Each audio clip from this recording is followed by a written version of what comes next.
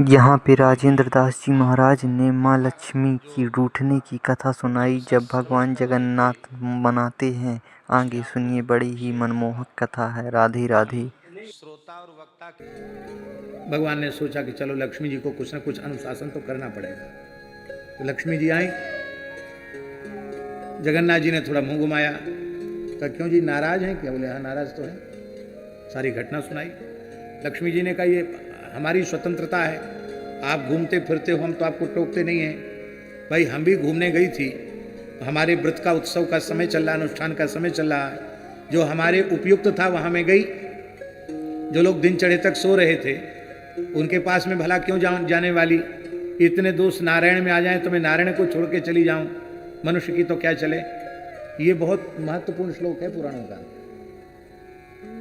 कुचैलिनम दंतमलोपधारिणम बहुवासिनम निष्ठुर भाषणं च सूर्योदये चास्तमिते शयानम विमुंचति श्रीर यदि चक्रपाणि।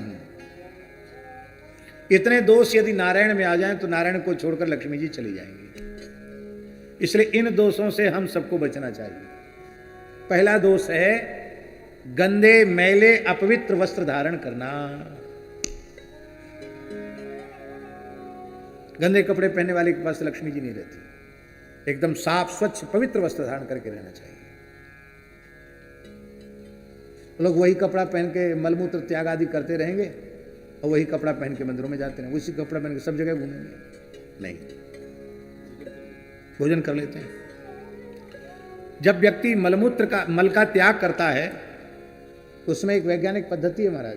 मल त्याग के समय जिस वायु से प्रेरित होकर मल निर्गत होता है, उस मल का अति सूक्ष्म अंश रोमकूपों से बाहर निसृत होता है। इसलिए जब तक वो नहाता नहीं तब तक निर्मल नहीं होता। इसलिए मल त्याग के बाद स्नान अत्यंत आवश्यक माना जाता है। आलस में कई बार कहते हैं हमने कमर से डाल दिया। कमर से क्या डाल दिया भले आदमी? प्रत्येक रोमकूप से मल निर्गत होता है। स्नान से ही शुद्धि होती है। गंदे कपड़े नहीं पहनना, शौचाचार से रहना, पवित्र होकर के रहना। तो कुचैलिनम, गंदे कपड़े पहनने वाले, ठीक से स्नान ध्यान न करने वाले, दंत मलोपधारिणम, दांतों को साफ न रखने वाले, मुंह को गंदा रखने वाले, गुटखा खाने वाले, तंबाकू खाने वाले, बीड़ी पीने वाले, गांजा पीने वाले, पान खाने वाले, इनके दांत कभी साफ नहीं रहते, गंदे रहते। इनसे भी लक्ष्मी जी प्रसन्न नहीं रहती। दंत मलोपधारिणम।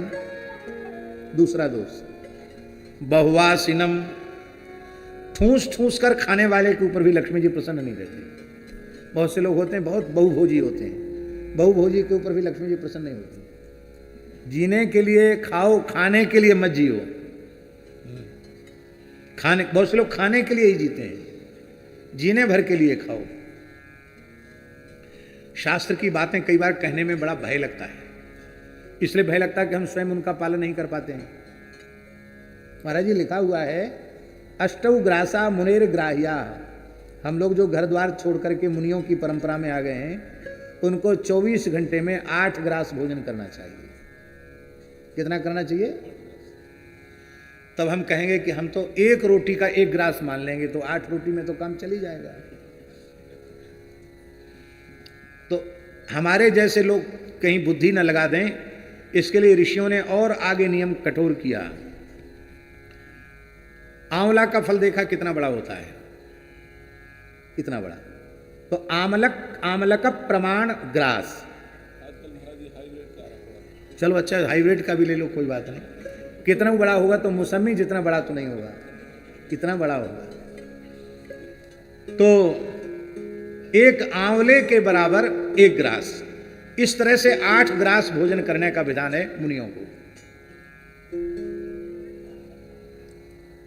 बालकों को यथेच्छ भोजन, जितना पेट भर जाए उतना खाएं। बालकों को मना नहीं है, महात्मा बन गए हैं उनके लिए है। हम लोग कहते हैं पाते पाते छूटे शरीर तब मिले हैं सिया रघुवीर। अरे भाई पाते पाते छूटे शरीर, क्या पाते पाते? लड़ुआ कचौड़ी खाते खाते शरीर छूटे तो तब मिले हैं सिया रघुवीर। श्री सीताराम नाम रस सुधा को पीते पीते, इसका आस्वादन करते करते शरीर छूटेगा, तब मिले हैं सिया रघुवीर। लड़ुआ कचौड़ी खा के मरने वाले कुशिया रघुवीर नहीं मिलेंगे। बहुवासिनम, उसके ऊपर भी लक्ष्मी जी नाराज होती हैं। दूसरा एक दोष, निष्ठुर भाषिणंच, निष्ठुर भाषी, जो ऐसा बोले कि लोगों को बुरा लग जाए, कठोर बोले, कठोर बोलने वाले के ऊपर भी लक्ष्मी जी प्रसन्न नहीं रहती।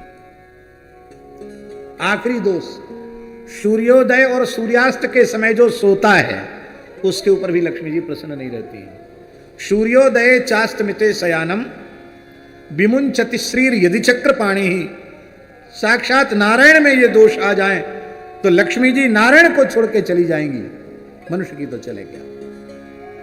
महाराज जी, रोगी मनुष्य को भी सूर्योदय के समय जगा देना चाहिए, नहीं तो उसकी रोग में वृद्धि हो जाएगी। यहाँ पे गुरुजी कहते हैं कि जो इंसान सूर्योदय और सूर्यास्त के समय सोता है उनके ऊपर माँ लक्ष्मी की कृपा नहीं होती है, और अगर यह गुण स्वयं नारायण में भी आ जाए तो माँ लक्ष्मी उन्हें भी